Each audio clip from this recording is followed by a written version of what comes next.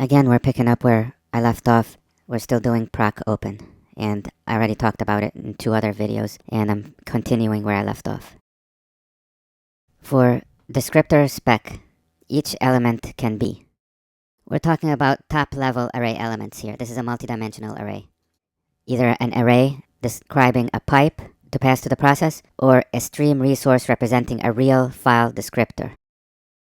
I'm going to describe this one first. An array describing the pipe to pass to the process. Okay? Here's what this looks like. We're talking about the case where it's a pipe.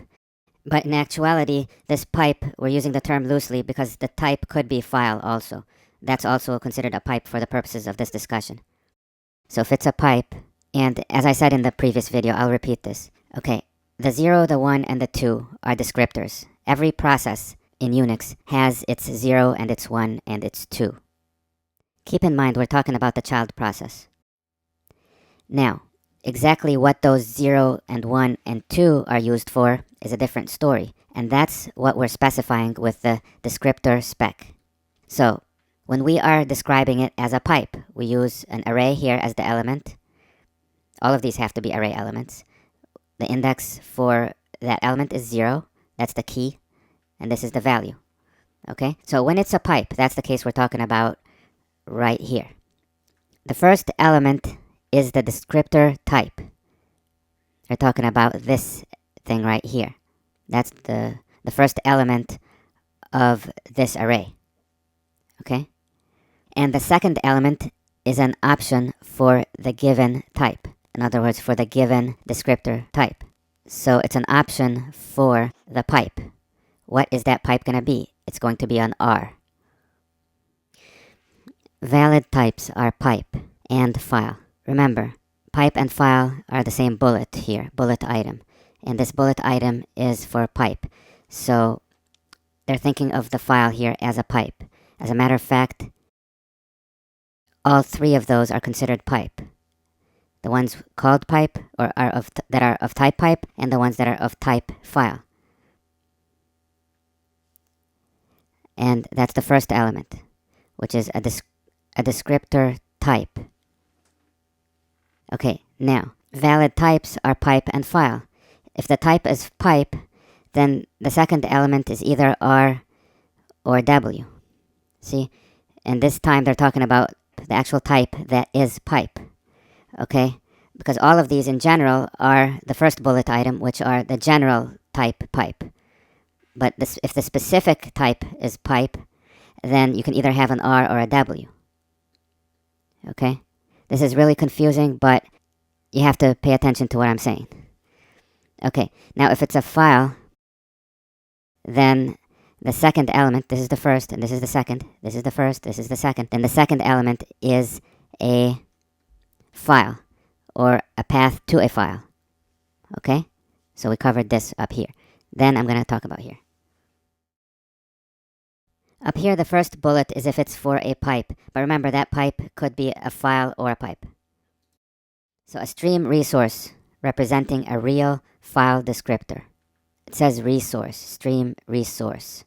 Okay, so that's not really when the type is file, okay? Because a stream resource is an object that's built into PHP, okay? So that would be like an opened file or one of those predefined constants which are resources, file resources. In other words, pointers. So this one here is not an example of a stream resource. It's just simply a file. Okay, so now I understand how this works.